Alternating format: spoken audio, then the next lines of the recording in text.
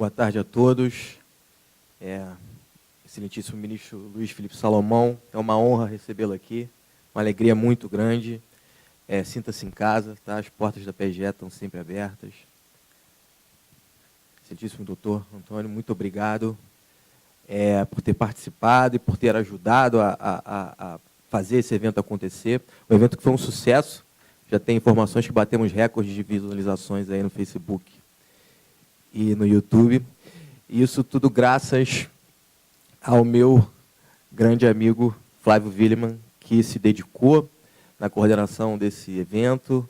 E, Flávio, eu não tenho dúvida de que tudo que você coloca a mão vira um sucesso. E queria agradecer também e destacar a presença aqui do excelentíssimo ministro Antônio Saldanha. E, com o perdão da brincadeira, ministro, aqui na PGE, tão importante quanto ser ministro é ser pai do nosso querido Pedro, né, que é um dos nossos melhores quadros. Uma salva de palmas para os dois. E, sem maiores delongas, eu vou passar a palavra aqui ao nosso presidente da mesa, eu estou de penetra agora.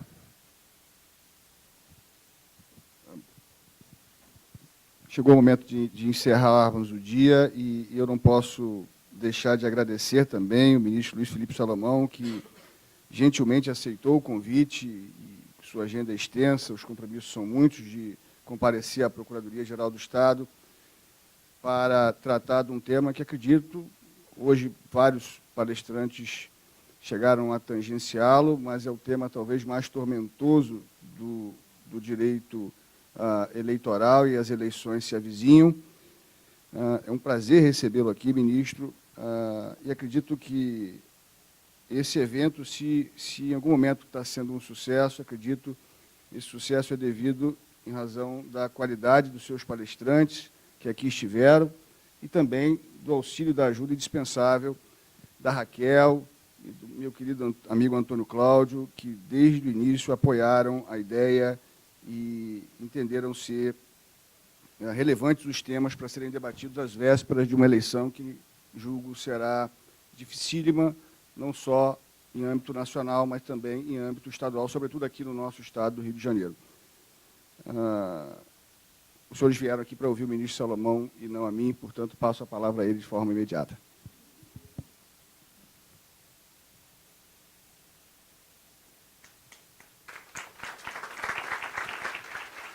Antes de ouvir o ministro Salomão, eu vou apresentá-lo. O ministro Salomão é ministro do Superior Tribunal de Justiça, ministro substituto do Tribunal Superior Eleitoral, professor emérito da Escola da Magistratura do Estado do Rio de Janeiro e da Escola Paulista da Magistratura, professor honoris causa da Escola Superior de Advocacia Pública. Foi promotor de Justiça em São Paulo, juiz de Direito, desembargador do Tribunal de Justiça do Estado do Rio de Janeiro e integrou diversas bancas de concursos públicos e autor de inúmeros livros envolvendo o direito brasileiro. É uma referência na magistratura, é uma referência brasileira e internacional. Com a palavra, ministro. Obrigado, Flávio. Uma boa tarde para todos. Para aqueles que conseguiram resistir hoje ao longo do dia, né? Um dia cansativo e ainda permanecem aqui, eu quero agradecer muito essa presença de todos. Hoje já vim falar até em pé para sinalizar para todos que eu vou ser breve, não vou ficar tomando o tempo de todos muito tempo. Esse é um debate, procurador-geral, muito interessante. Muito interessante. Há um tempo atrás, inclusive, eu havia...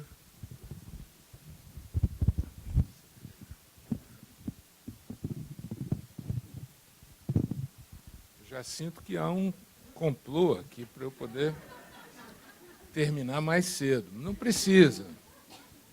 Eu não vou cansar vocês, não. Há um tempo atrás, eu conversava com o meu amigo Antônio Cláudio, dizia para ele da necessidade de nós debatermos esse tema, que na sociedade e na época que vivemos, da revolução da comunicação, já tiveram várias revoluções no mundo, mas a atual é a da comunicação. E nós precisaríamos fazer um tanque de ideias, um debate aberto, franco, sobre esse assunto, ouvir, ser ouvido, trazer algumas experiências dos diversos operadores do direito, Então, eu quero, em princípio, cumprimentar o procurador Zambão por essa iniciativa, junto com o Flávio William, porque, efetivamente, a Procuradoria no Rio de Janeiro é um celeiro de juristas. Nós temos orgulho da nossa Procuradoria, que deu ao mundo jurídico inúmeros juristas reconhecidos, e fazer esse debate aqui é muitíssimo interessante.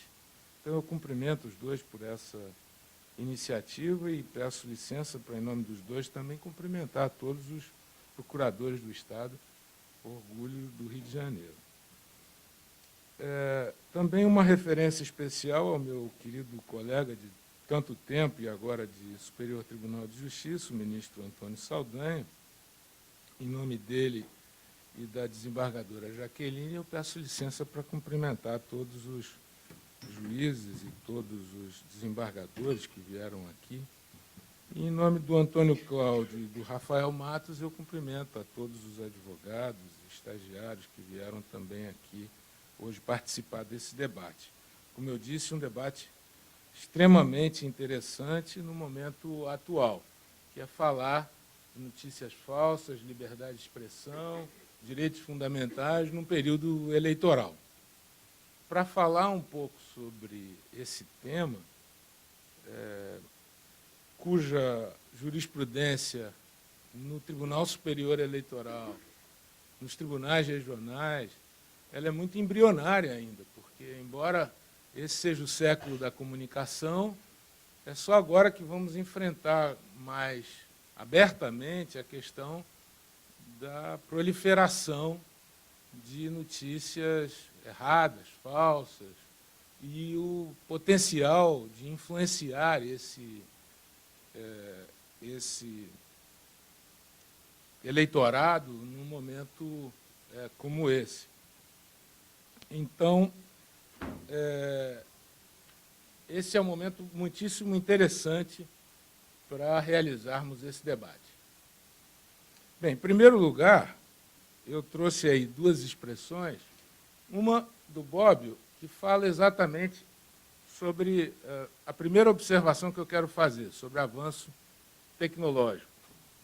Porque ele diz, a história é um labirinto, acreditamos saber que existe uma saída, mas não sabemos onde está. Não havendo ninguém do lado de fora que nos possa indicá-la, devemos procurá-la nós mesmos. O que o labirinto ensina não é onde está a saída, mas quais são os caminhos que não levam a lugar algum. Nesse momento dos avanços tecnológicos, quero fazer uma referência ao ministro Caputo, que foi do Tribunal Superior Eleitoral, eu havia omitido na abertura, mas também saudá-lo aqui, é um prazer recebê-lo. Mas, nesse momento de avanço tecnológico, é preciso saber a que lugar nós iremos chegar, porque o avanço é inegável, Antônio Cláudio. Ele vai vir, e ele vai vir para o benefício da sociedade. Nós precisamos saber como lidar com ele, é isso que nós estamos tentando fazer aqui, para o efeito da profusão de notícias, falsas ou não, no período eleitoral. E o segundo diz respeito a esse avanço tecnológico, que, na época, o professor Eduardo Lourenço, que é um professor português, que estudou muito o tema da televisão, o impacto da televisão, ele tratou, olha, televisão não é um mal em si mesmo, não é um império do mal. Não é útil nem fácil distinguir nela uma boa ou má televisão. Que critérios para conceber isso? Mas é possível vivê-la como um desafio à nossa capacidade de discernimento, à essência mesma da nossa liberdade, que não criou a TV para que ela nos devorasse. Então, são pontos de reflexão que eu vou fazendo aqui ao longo da nossa exposição. Bem, esse experimento aí, eu vou começar com ele para a gente refletir um pouco, é chamado experimento de Asch. Ele já desde 1950, década de 50, Estados Unidos já pesquisava comportamentos, e esse experimento dele foi colocar 5 ou 6 pessoas numa mesma bancada, pedindo que essas 5 ou 6 pessoas dissessem qual era a linha do lado direito que estava mais em conformidade com a linha padrão. Dessas 5 pessoas, apenas uma não estava combinada com as outras, que ela sentava por último.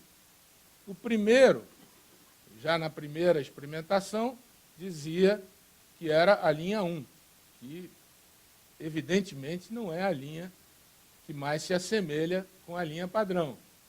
Mas chegava nele, no final, todos os outros repetiam a mesma besteira do primeiro, e chegava no último, ele ficava desconfortável de dizer qual era a linha certa. Então, ele começou a pesquisar bastante isso para demonstrar o impacto da repetição na sociedade moderna. Bem, seguindo nessa linha aí, para a gente examinar um pouco o efeito do avanço tecnológico, e alguns pontos eu vou tocar, além daqueles que já foram abordados aqui, mas, em princípio, colocar uma outra visão, talvez, da coisa, para apimentar um pouquinho o debate. Mas, nessa jornada que eu vou propor para vocês, da gente fazer muito rapidinho, a gente vai ver a evolução dos direitos da personalidade, em que momento ele se cruza com os avanços tecnológicos e como que a humanidade vem lidando com ele ao longo desse tempo.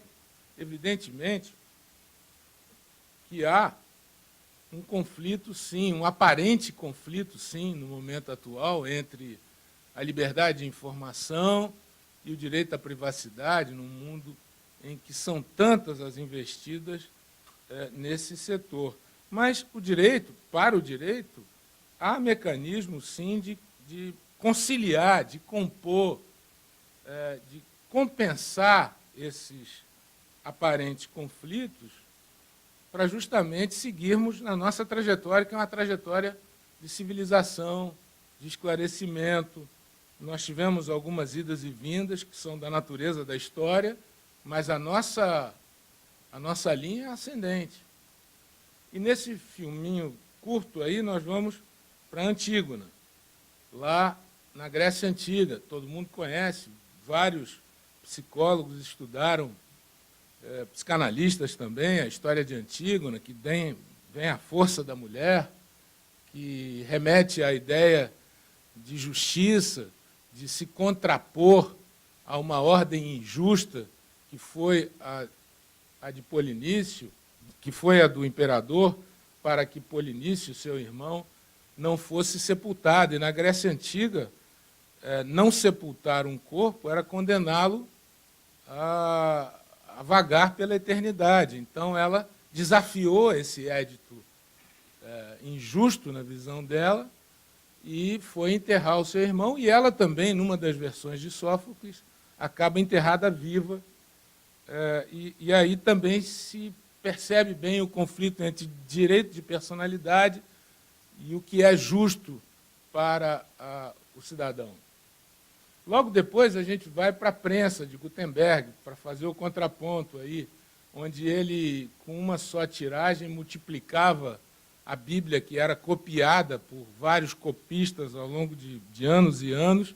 Ele, numa só prensa, ele multiplicava a informação e espalhou a Bíblia pela Europa inteira, e é um marco nessa evolução de profusão das ideias e profusão das informações. Mais à frente, tivemos, como eu disse, idas e vindas na história. Na Idade Média, o homem se volta para a questão da propriedade privada, mas logo depois vem o Renascimento, onde volta a ser o homocentrismo e a ideia de que o direito da personalidade é fundamental para o desenvolvimento humano, isso no século XVI. E aí tivemos, sim, as duas revoluções que marcaram o mundo, a Revolução Americana e a Revolução Francesa, as duas centradas fundamentalmente em direitos humanos e direito da personalidade. Era a defesa do cidadão frente à opressão do Estado. Mas foi a barbárie das duas guerras mundiais, a de 14 e a de 39, que fizeram com que a humanidade elaborasse a Declaração Universal dos Direitos do Homem, em 49, talvez muito por conta das barbáries da guerra, onde ali sim se afirmava os direitos à cidadania, os direitos fundamentais, o direito de personalidade, o direito à informação, sempre juntos, sempre caminhando juntos. Veio a Revolução Industrial, máquina a vapor, motor, telefone. Tem um ponto interessante, que é abordado em vários textos sobre o direito à privacidade, que talvez tenha sido esse o primeiro trabalho doutrinário sobre direito à privacidade, que foi esse artigo do Brandeis e do Warren, que é de 1890, onde se tratou do progresso tecnológico. Se diz, nada comprovado ainda, mas que o Brandeis teria ficado incomodado com a presença de jornalistas no casamento de sua filha, e então, pelo telégrafo, os jornalistas já teriam passado ali, 1890, era telégrafo, eles já passaram a notícia, no dia seguinte foi publicado no jornal, e aquilo incomodou bastante, porque ele entendia que era uma festa privada de casamento da filha dele, e ele começou a tratar desse tema, avanço tecnológico, no caso, o telégrafo, e a sua privacidade, o seu direito à privacidade. Depois vieram, na década de 50, as cortes constitucionais europeias, tratando também desse mesmo tema, fortalecendo a dignidade da pessoa humana, elevando esse bem a um patamar absoluto. Alguns casos que eu coloquei aí, o Mefisto, trata de biografia não autorizada, alguns casos que foram tratados, e o Gustavo, eu acho que mencionou alguma coisa antes aqui no debate anterior. Veio o caso Watergate, um marco do jornalismo, né, onde se violou uma escuta telefônica e, a partir dali, os jornais noticiaram, caiu um presidente da República, e esse século XXI, talvez o cientista social que melhor o apreendeu foi o Bauman, falecido recentemente, e, por ironia, um senhor já de mais de 70 anos, onde ele dizia da sociedade líquida, da inexistência mais de barreiras entre o público e o privado. Enfim, é o mundo que nós estamos vivendo, da revolução tecnológica. Bem, essas novas tecnologias, né, nós estamos falando no país hoje, 95% das pessoas têm televisão em casa, né? Em 2020 eu acho que ali são mais de 3 bilhões de pessoas com acesso à internet. Hoje já se fala em responsabilidade civil por drone, por veículo não tripulado, personalidade jurídica de robôs, os algoritmos, as discriminações possíveis decorrentes da aplicação do algoritmo. Hoje, nenhum contrato mais é feito pela internet que não entra o algoritmo. Nós falamos de transplante, barriga de aluguel, bioética, esterilização humana. Esse é o nosso cenário atual.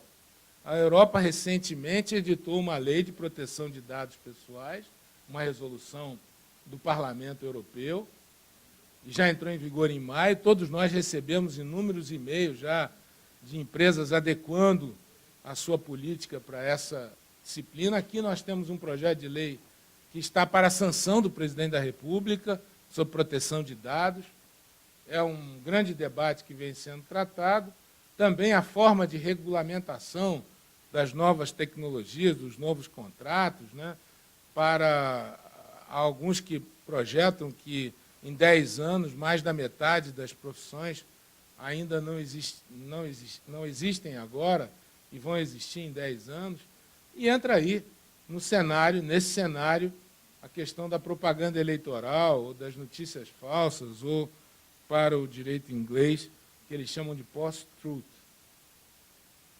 Bem, dentro dessa ideia, o que eu procurei fazer? Como ainda não há uma jurisprudência consolidada no campo do direito eleitoral, eu vou ver com vocês alguns casos que nós julgamos no STJ sobre esse tema, envolvendo esse assunto, e logo em seguida eu vou ver o único precedente que se tem notícia hoje do TSE, foi um caso que se apreciou uma liminar para retirada de um conteúdo da internet. Eu não sei se esse tema já foi debatido aqui, esse precedente, mas eu trouxe para a gente fazer uma primeira discussão. Então, prosseguindo nessa minha ideia, nesse panorama que eu vou apresentar para vocês, mas podem ficar tranquilos, vai ser super rápido. Eu não vou... Tudo isso em brevíssimos 15 minutos. Então, direito à personalidade. É gênero do qual decorrem honra, intimidade, imagem, direito de expressão e informação. São congêneres, né, como se vê tanto o direito à privacidade como o direito de expressão e informação. Eles são comuns porque a nota que os assemelha é justamente a dignidade da pessoa humana, visto por um reverso ou não da medalha, que é um consenso do mundo moderno, né? A vida boa, o direito à vida adequada. É um direito absoluto, indisponível, imprescritível, vem desde a Carta de 37. Encartado na Constituição como direito e garantia fundamental. Também, por outro lado, como eu disse, o direito à informação e à liberdade de expressão. No artigo 5º, como todos nós sabemos, inciso 4º, é livre a manifestação do pensamento, vedado o anonimato, é livre a expressão da atividade intelectual, artística, científica e de comunicação, independentemente de censura ou licença. Diante dessa regra constitucional, eu penso que a lente que devemos ler, o artigo 20 do Código Civil, é uma lente diferente da que a aparência nos convida a fazê-lo. Eu penso que, depois da decisão do Supremo e com a carta, com a redação da Carta Constitucional de 88 e com a prática da nossa democracia, eu penso que não é possível, pela via do judiciário, se proibir a publicação, a veiculação de uma ideia. Quando menos por liminar. Não se pode proibir de jeito nenhum, mas quando menos por liminar. Então, como é que se faz para o controle? Bem, o controle é posterior. A minha visão é de que o controle é sempre posterior. Eventualmente, vai caber a retirada do conteúdo, em determinadas situações que a jurisprudência já vem assinalando. Mas não se pode proibir a veiculação, a livre manifestação do pensamento, a livre manifestação da ideia. E é justamente por isso, e é essa lente que se deve fazer, pelo menos na minha visão, a leitura do artigo 20 do Código Civil, que foi o primeiro diploma civil a tratar desse tema, embora à primeira visão se permita a proibição, mas na minha leitura ela só é possível, eventualmente, depois de veiculada, se houver o preenchimento de alguns requisitos. É por essa lente que também se deve ler o direito de resposta previsto na Lei 13.188, de 2015, que está sendo bastante questionada junto ao Supremo Tribunal Federal. É uma lei que ainda tem um artigo só, eu acho que foi suspensa em parte, mas que vai ter o julgamento em tempo oportuno sobre o direito de resposta. Como fazer isso, então? Esse é o grande desafio, né? O Gustavo, com seu talento, falou aqui antes da questão da ponderação, ou da colisão de direitos fundamentais e ponderação de valores em conflito. Os procuradores do Estado, especialistas em direito constitucional, direito administrativo, estão já bastante cientes disso, mas eu acho que essa técnica, embora haja várias outras que se predispõe a resolver esse aparente conflito, mas eu acho que essa, a da ponderação, salvo engano meu, é a que é a mais aceita pela doutrina e que vem sendo mais praticada na jurisprudência também. Se idealiza um juiz, né, o juiz Hércules, o Dworkin fala dele, que resolve os hard cases, tem as regras de interpretação do Alexis, mas o fato e o fundamental é que a gente não perca de vista que, como não há antinomia insolúvel na Constituição, se utiliza fundamentalmente essas regrinhas para resolver os conflitos aparentes, o que o Couturi chamou do intérprete intermediário entre o texto e a realidade, né? Então, quais são as regras? Primeiro, não há hierarquia entre os direitos de natureza constitucional, muito embora eu já tenha ouvido até de alguns juristas de peso, dizendo que há o princípio de que a informação prevalece sobre o direito à intimidade, à privacidade. Não pode, porque estão na mesma hierarquia da Constituição, eles não prevalecem um sobre o outro. O que há é uma compatibilização. Como? Predomina o interesse público sempre. É ele que vai balizar várias dessas decisões que os juízes são chamados, convidados a proferir no dia a dia, somado ao princípio da razoabilidade. Então, com base nessas regrinhas, eu acho que não há problema insolúvel. Por isso, com base nessa ponderação dos conflitos, dos interesses em conflito, é que a gente já foi criando a jurisprudência já foi criando, e eu procurei sintetizar algumas dessas ideias aí, tanto na jurisprudência do Supremo, antiga, como atual, como também do STJ. Eu acho essa expressão do Baleiro muito interessante, que ele tirou lá, quando apreciou um pedido de vedar a publicação de uma revista, O Cruzeiro, que veiculava uma capa de uma mulher com o seio, com um biquíni. Ele dizia, não, tem que ser interpretada a consciência do homem médio, a consciência do seu tempo. É aquele momento onde vai julgar, é aquele que ele aprecia ali os costumes, o direito, naquele momento em que ele vai julgar a questão. O que antes poderia ser considerado antiquado, ou inadequado, melhor dizendo, o casamento interracial, hoje é crime, se for proibido. Não é? Então, a sociedade vai evoluindo e é o juiz que vai avaliando essa mudança dos valores da sociedade.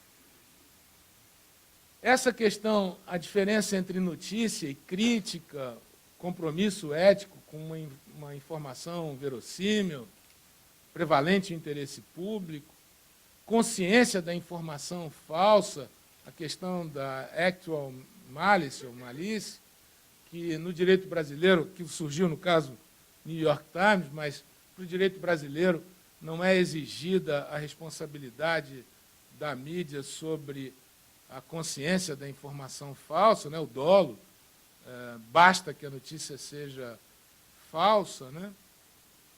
Contemporaneidade da informação, a diferença entre as esferas públicas, íntima, privada, e a vedação ao aproveitamento econômico da imagem sem consentimento. Aí eu separei alguns casozinhos antes da gente entrar especificamente na matéria eleitoral, casos que estão sendo julgados, ou que foram julgados no STJ, envolvendo essa questão, sobretudo, de notícias falsas veiculadas decorrentes do avanço tecnológico. O primeiro caso que nós nos deparamos foi indagando sobre o foro para julgar essa matéria, né? Considerando que muitos dos provedores, aqueles que veiculam a notícia, são situados em outros países, inclusive, né? Nesse caso aqui, nós tivemos que dizer que, como a internet ela propaga a informação, a notícia, por todo o território nacional e internacional, se aplicavam as regras do 100, inciso 5º, né? a linha A, e que, evidentemente, aplica-se atualmente para o novo CPC também, e pode-se ajuizar a ação indenizatória no foro do local onde ocorreu o fato ou o ato tido como indevido. Então, é possível promover a ação indenizatória no Brasil. Aqui foi o caso que o Gustavo tocou, um dos casos que foram julgados no STJ, e eu acho que há uma certa confusão, vamos chamar assim, no conceito do direito ao esquecimento, que eu já vou chegar lá. Aqui não se trata de direito ao esquecimento, aqui se trata do denominado desindexação. Nesse caso, foi por um score apertado, que a terceira turma, na relatoria do ministro Marco Belize, chegou à conclusão de que é possível romper o vínculo entre o nome e o resultado de busca apresentado na internet. É possível que não haja uma vinculação, uma indexação. Aonde isso está o direito de esquecimento? Quem é que está dizendo que está proibida a notícia? Em nenhum momento a notícia está lá. O que não se quer, o que nesse precedente se discutiu, é que, na hora que aciona o nome, automaticamente vem ali, por primeiro, aquela notícia pejorativa e inverídica em relação àquela pessoa. Desindexou-se isso. Não apagou-se isso. Desindexou-se. Por quê? Porque aí há interesses comerciais na vinculação. Se diz que é pelo número de acessos. Não é verdade. Há interesses outros na vinculação, na indexação. E apenas o precedente disse, não vai apagar nada, só não vai indexar, porque não é necessário indexar. Nesse caso aí se dizia da pessoa que ela havia participado de uma fraude em concurso. Sempre que se jogava o nome dela, ela ocupa um cargo público hoje, sempre que se jogava o nome dela, a primeira coisa que aparecia, fraude no concurso. Mas não se diz que ela não vai veicular que ela praticou fraude ou não praticou, não. Só não vai ser automático. Nada mais razoável. Eu estou falando alguma coisa doida aqui. Também julgamos um caso muito interessante, e aí, volto a dizer, eu não estou em esquecimento, direito ao esquecimento, eu estou em proteção de dados. Esse outro caso também foi proteção de dados. Nós julgamos um caso em que o consumidor, uma ação civil pública movida pelo Ministério Público, para declarar a abusividade de uma cláusula no contrato com um banco, onde o sujeito assinava para ter um cartão de crédito, ele dizia, pode compartilhar os meus dados pessoais. E nós dissemos, não, não pode. É uma cláusula abusiva, mesmo que ele concorde com ela. Você não pode compartilhar dados de natureza pessoal com outras pessoas. E nós julgamos precedente. Um outro caso, um precedente, primeiro que nós julgamos, sobre impossibilidade de compartilhamento de dados pessoais, declarando a nulidade da cláusula. Vem aí o direito ao esquecimento, que nós tratamos primeiro numa jornada de direito civil, depois tivemos dois casos que foram esmiuçados aqui, o caso Aida Cury, que acabou subindo para o Supremo, e o outro caso da Candelária. Nós julgamos os dois no mesmo dia de propósito, para justamente fazer a diferenciação entre os dois, uma técnica utilizada pela Corte Alemã, para justamente dizermos o seguinte, olha, o que nós estamos fazendo aqui é uma nova modalidade de direito indenizatório. Nós não estamos tratando do direito ao esquecimento, de apagamento de dados, porque isso depende de legislação, isso depende de regras explícitas. O que nós estamos fazendo aqui primeiro se queria impedir a veiculação do programa. Lá atrás teve isso. Nós dissemos, não, impedir a veiculação do programa de jeito nenhum. Mas cabe indenização ou não pela utilização da imagem daquela pessoa? O fato era um fato verdadeiro. Em tese, não geraria a indenização, porque o fato era verdadeiro. Ele realmente estava envolvido na chacina da Candelária, só que depois ele foi absolvido. Aliás, foi excluído o nome dele logo no início das investigações. Só que aí, se veiculasse isso, ele já tinha trocado de endereço, já tinha trocado de emprego, eu não sei nem se ele já tinha trocado de família, acho que sim. Mas alguns até não renderia nem dano moral nessa hipótese, né? Mas ele postulava dano moral. Modalidade de indenização, assim como a perda de uma chance é uma modalidade de indenização com o ato ilícito, com o ato lícito, perdão. Assim como a obsolescência programada é uma modalidade indenizatória, nova, dos tempos modernos. Então, o que nós tratamos foi nesse patamar. Em absoluto, pensamos em excluir dados históricos ou retirar da internet, isso não foi tratado. Não nesses dois precedentes. No outro caso, aí da Cury, que foi o que subiu ao Supremo, nós negamos a indenização, porque como vai se falar de um júri de uma pessoa falecida, sem falar da pessoa falecida? É impossível, se ela foi a vítima. Um júri é um fato público, está nos livros de direito penal, está nos livros de história, impossível.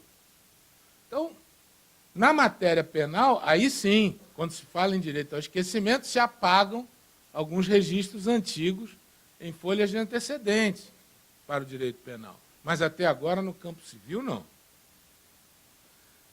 Tivemos um caso interessante da Folha e Falha de São Paulo, né? Discutimos ali a paródia, se era direito de marca ou direito autoral, e se podia existir esse jornal, essa publicação na internet, Falha de São Paulo. Chegamos à conclusão de que não havia violação ao direito autoral, com base justamente no conceito da lei de paródia. Foi um caso muito interessante também de liberdade de expressão na internet. Curiosamente, a disputa envolvia um jornal, mas era de liberdade de expressão. Aí um caso onde nós começamos a tratar de alguns conceitos que eu acho que vamos manejar agora no âmbito do direito, eleitoral. Sexting, cyberbullying, são expressões que dão notícia da invasão de privacidade pela internet. E aí a gente vai ver a legislação aplicável. Eu já estou falando muito aí, Flávio? Como é que estou? Já, né? Já. Eu senti pela cara das pessoas, quando eu falei que horas são. Alguns já falaram, não, já, acabou.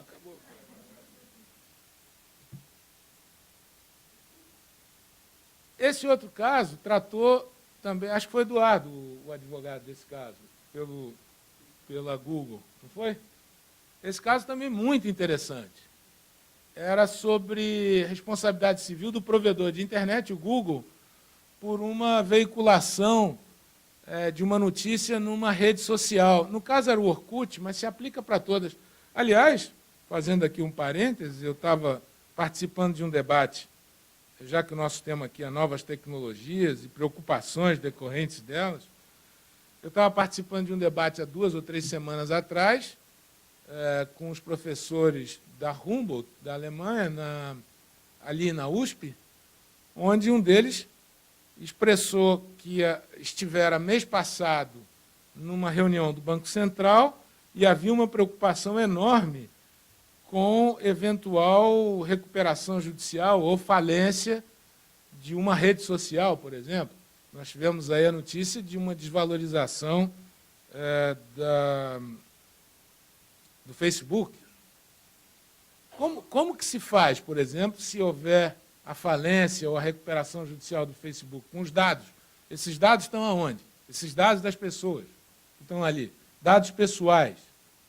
Como é que faz isso? Quem guarda isso?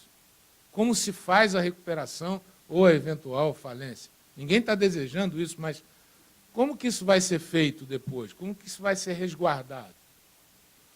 Mas voltando para esse caso, no Orkut, numa comunidade, se dizia assim, um cidadão que entrou lá, provavelmente com perfil falso, disse, olha, eu tenho a aula do professor tal, num cursinho preparatório, ele é um grande professor na área, eu consigo essa aula pirateada. Pirata. Então, basta você me procurar no telefone e tal. Claro que o professor e o cursinho foram em cima do Google para pegar a indenização pela utilização. É isso, não é, Eduardo? E aí, o Google se defendeu com o Eduardo, onde ele alegou, principalmente, nós tivemos uma interpretação muito interessante dos princípios que regeram algumas das decisões das cortes americanas sobre esse tema. Trabalhamos responsabilidade contributiva, responsabilidade vicária, utilização da obra não consubstanciou o chamado fair use. Então, é um precedente muito interessante esse.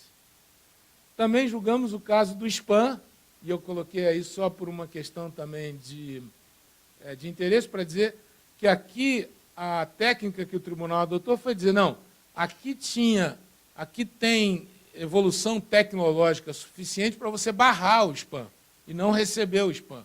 Então, não gera dano moral. Aí, nesse caso, nós avaliamos a questão da cadeia de fornecedores na internet, para chegar à conclusão de que há solidariedade entre toda essa cadeia, responsabilidade civil de todos que participaram da cadeia de consumo. Foi um anúncio erótico falso publicado em sites de classificados na internet. O sujeito, para se vingar da namorada, o que ele fez? Ele publicou num site erótico o telefone dela. Quer dizer, é uma maldade, né? A gente está rindo, mas é uma maldade, realmente. É uma coisa pavorosa. E aí, como esse cidadão provavelmente sumiu, né, ela foi para cima da cadeia de consumo, onde aí chegamos a essa conclusão. Também nesse site de mediação de negócios eletrônicos, né, também estabelecemos a responsabilidade do provedor, na solidariedade. E aí a questão das notícias falsas, já para a gente fazer um fecho aqui dessas ideias desencontradas que eu trouxe para que a gente possa pensar juntos.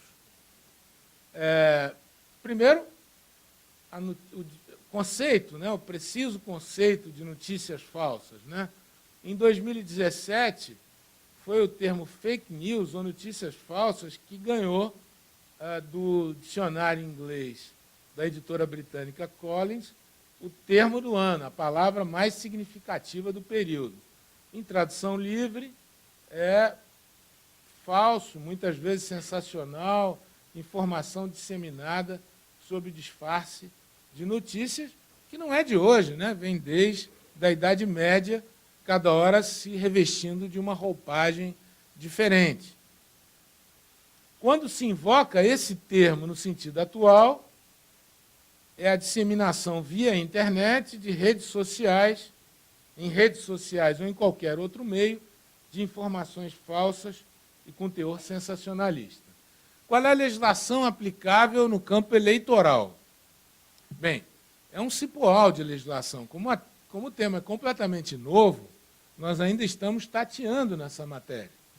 Mas, a partir do Código de Processo Civil, que trata da tutela de urgência, para algumas situações, volto a dizer, na minha visão, impossível impedir a publicação ou a veiculação.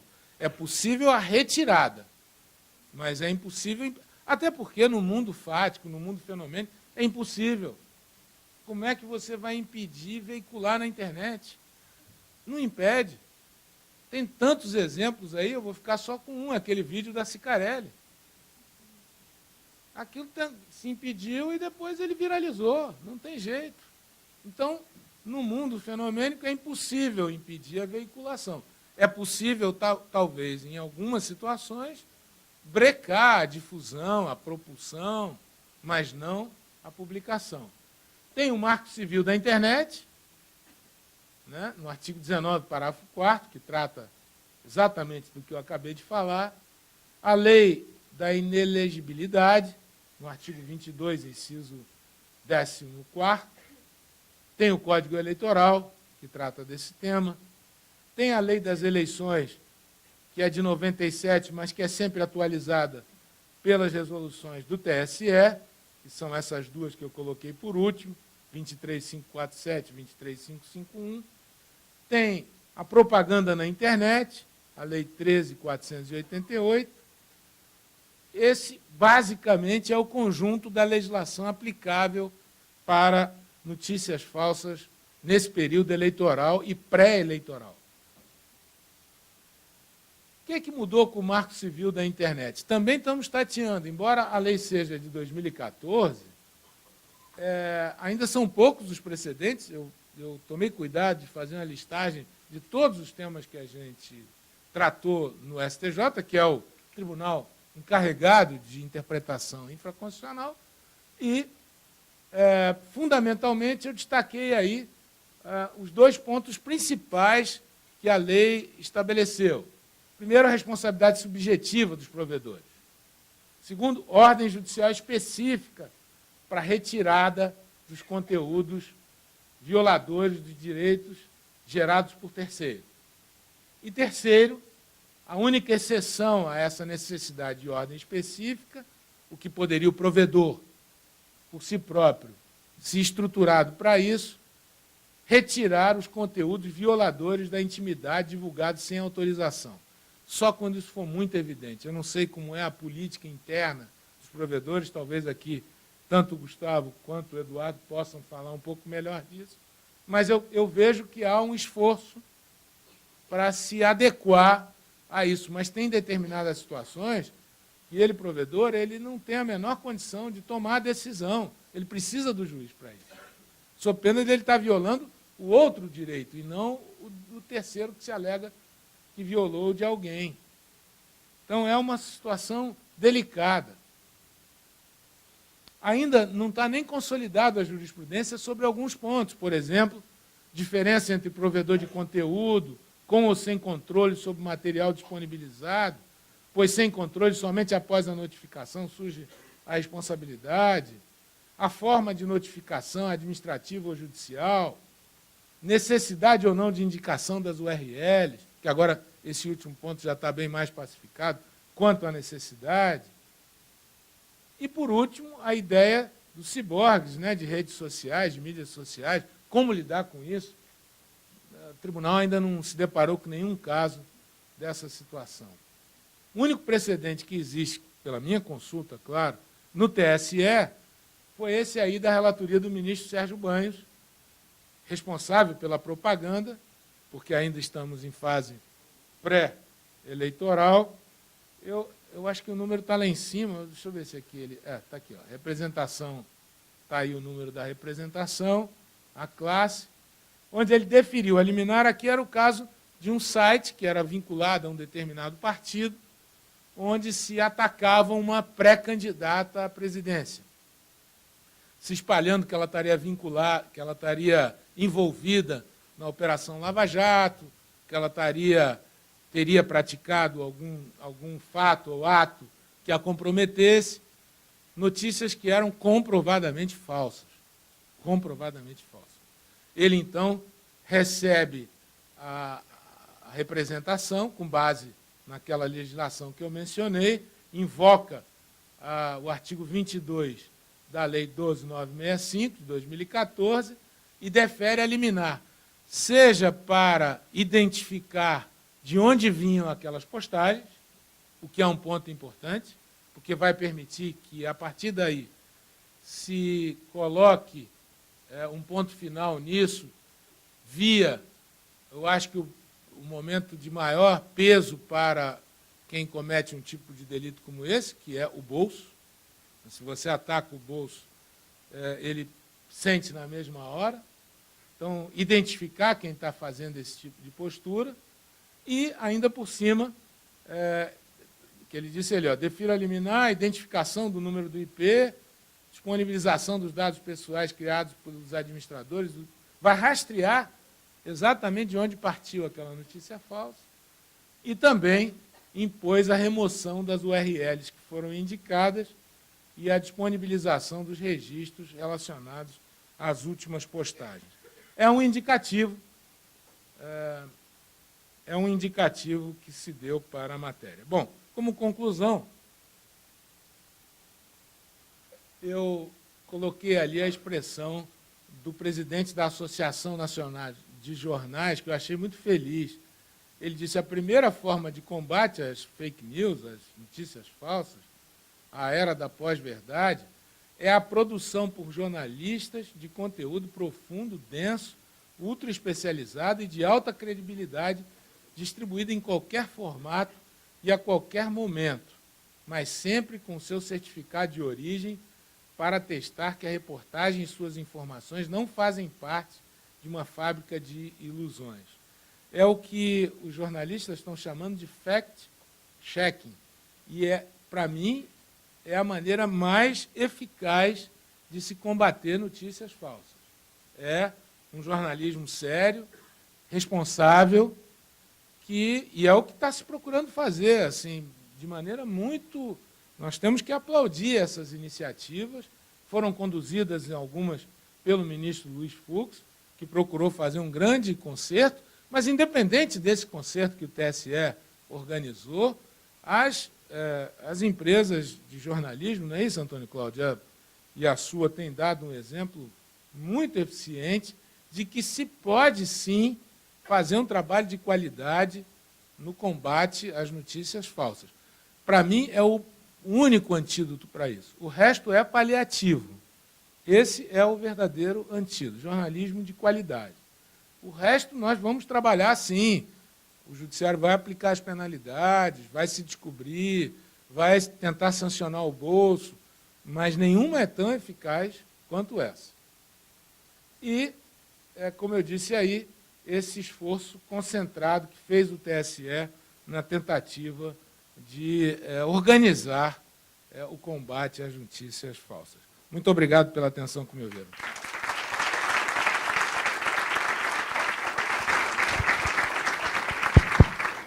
Muito obrigado, ministro Luiz Felipe Salomão, por sua brilhante exposição que percorreu a história da liberdade de expressão.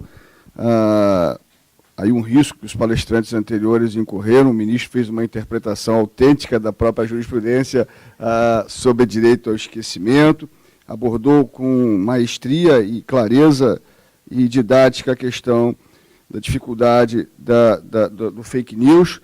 Eu fiquei com uma conclusão, uma dúvida e com uma conclusão outra, ministro, quando o senhor mencionou o caso do namorado que publicou o número da namorada num site erótico e sumiu.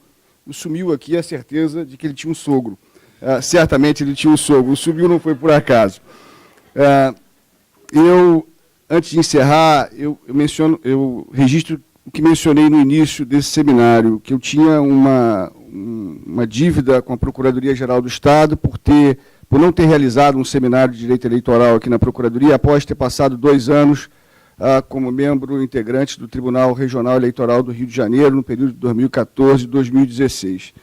Como a dívida era minha, eu mesmo me dei quitação, a partir de hoje, com a certeza de que os palestrantes que aqui estiveram, e a quem agradeço carinhosamente a disponibilidade de tempo, fizeram desse seminário um sucesso, e eu espero que tenha agradado a todos os senhores e senhoras que estiveram presentes durante o dia e até essa hora, numa sexta-feira chuvosa de agosto.